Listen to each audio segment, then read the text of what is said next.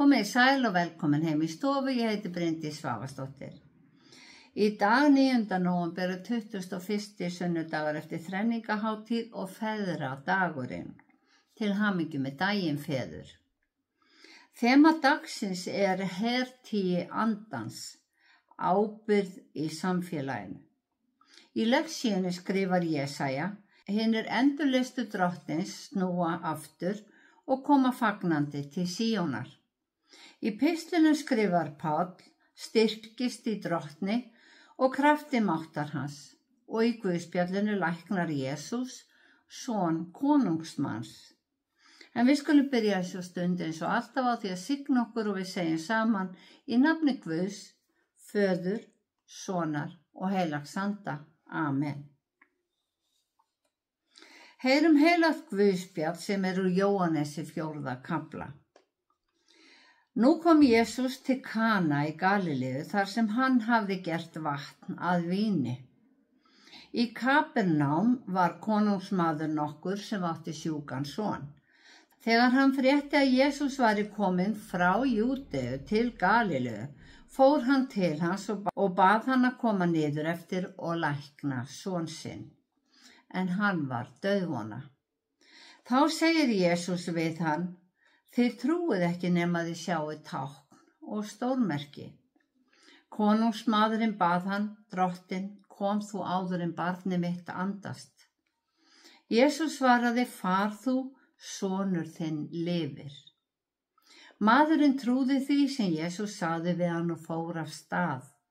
En á meðan hann var á leiðinni ofan eftir mættu honum þjónar hans og sögðu að sonur hans væri á lífi.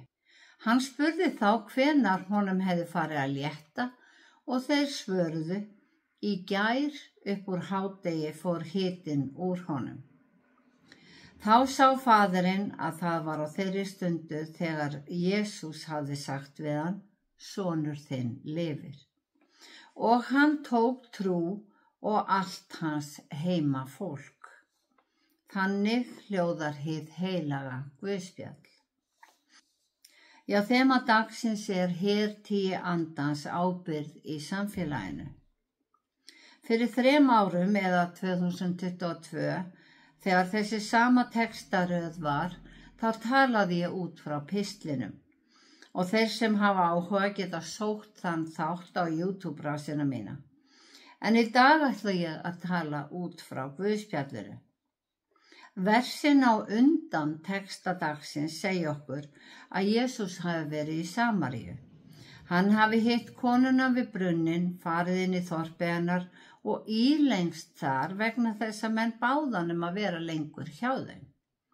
Jesús var þar í 2 daga því að fólk þyrsti í boðskapinn sem hann hafði fram að færa. Og það er tekið fram að fjöldi manna tók trú á hann. Eftir þessa 2 daga sneri Jesús til Galileu þrátt fyrir að hafa sjálfur sagt að spámaður væri ekki metinn í föðurlandi sínu.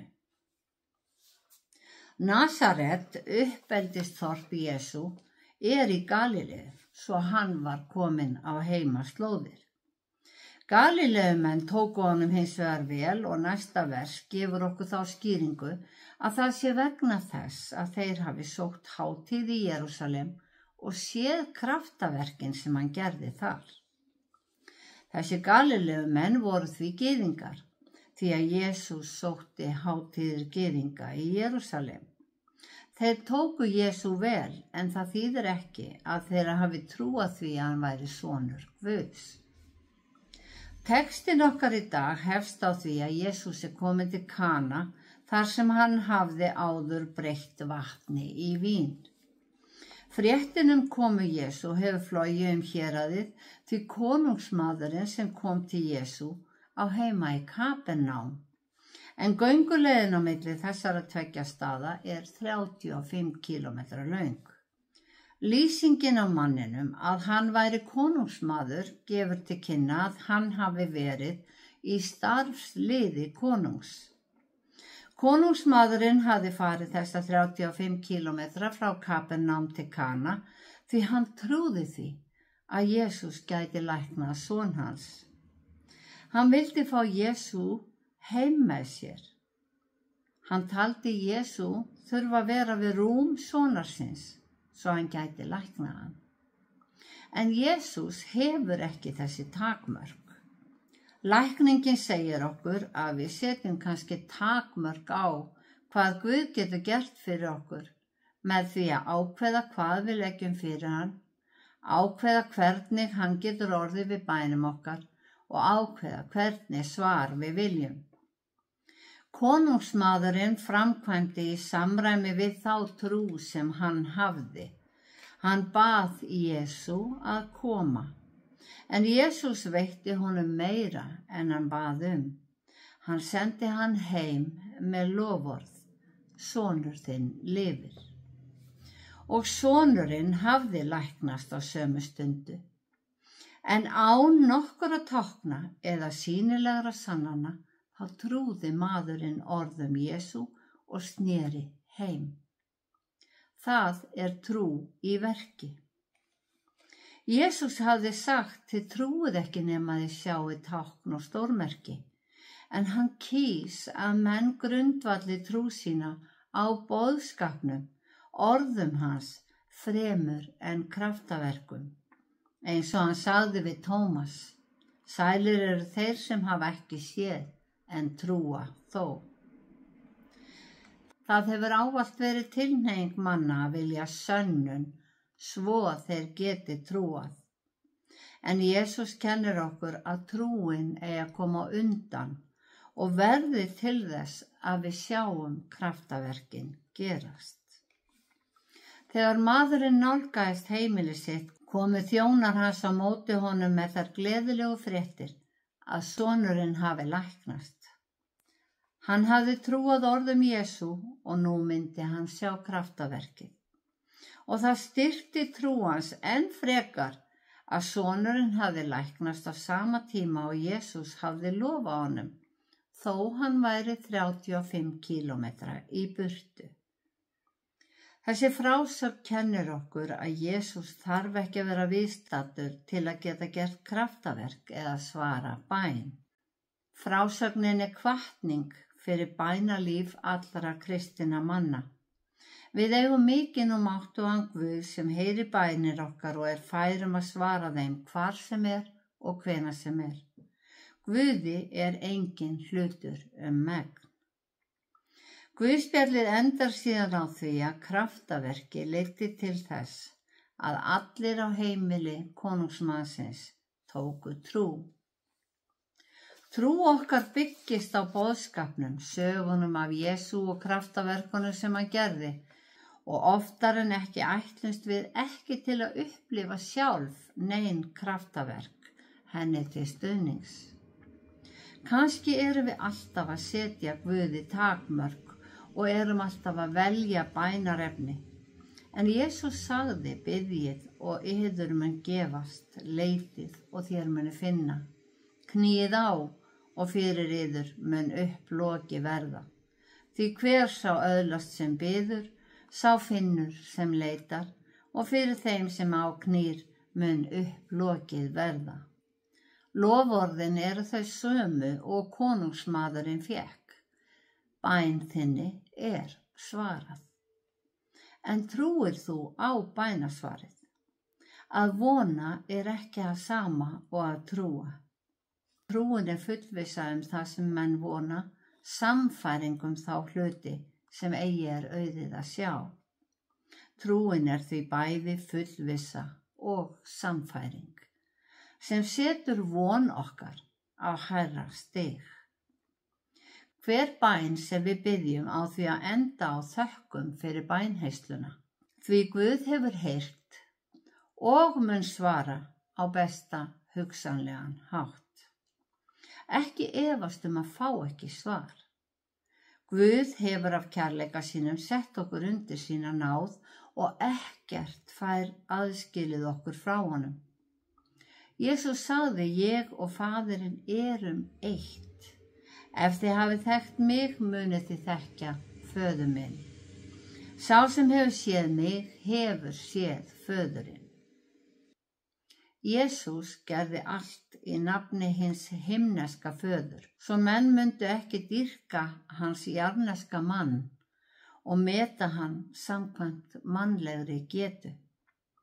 Líkaminn var jarnesk gervi sonar Guðs, svo hann gæti gengið á okkar syndugu jörð. Sá sem trúir á Jesú, trúir á Guð, því að þeir eru eitt. Og sá sem trúir mun aldrei að eilífu glatast. Konungsmaðurinn sneri heim í trú og fyrir trú var bæn hans svarað. Krafturinn sem fylgdi Jesú fylgdi honum heim. Vegna bænasvarsins tóku margir fleiri trú. Við finnum þennan sama kraft í boðskapnum. Guð vill fylgja okkur, hann vill vera með okkur og hann vill leiða okkur. Þess vegna lifa þessi textar áfram og geta talað inn í líf okkar og aðstæður. Þeir eru hjálplegir og koma upp í hugan á erfiðum stundum, því þá minnir Guð okkur á orð sín. Í lexíunni segir Guð, ég hugga þig, ég sjálfur. Og Páll skrifar í pistlinum, styrkist í drottni, klæðist alvæpni Guðs, sem boðskapurinn. Takið umfram allt skjöld trúarinnar, setjið upp hjálm hjálpræðisins og grípið sverð andans, Guðs orð. Já, Guð vill vera með okkur. Já, þema dagsins hertíi andans, ábyrgð í samfélaginu. Guðspjalli fjallar skilyrðislaust traust á orð Guðs og fyrirheiti. Páll hvetur hinn kristna mann til að verjast hinu illa í þessum heimi með orði Guðs. Hann líkir hertíum hermannsins við andleg hertíi hins kristna manns, enda vígvöllurinn andlegur og baráttan sálir okkar. Þegar við verjum okkur með orði Guðs, þá stöndum við ekki ein. Orð Guðs vill byggja okkur upp, gera okkur sterkari og viljugri til að standa bæði með okkur sjálfum og öðrum. Gef okkur kjark, hjálp okkur að vera kærleiksrík, berjast gegn óréttlæti og standa með því sem rétt, satt og sanngjarnt. Og auðvitað viljum við breiða út hinn dásamlega friðarboðskap ríki Guðs. Við viljum að allur heimurinn fá að heyra okkar kærleiksríka Guð og að allt okkar hús taki trú. Grípum því til okkar andlegu vopna, látum trúarlogan lýsa allt í kringum okkur. Þannig gerum við það sem við getum til að gera samfélagið betra. Drottinn blessi þig og varveiti þig. Drottinn láti sína ásjónu lýsa yfir þig og sé þig náðugur. Drottinn upplyfti sínu augliti yfir þig og gefi þig frið. Í Jesú nafni. Amen.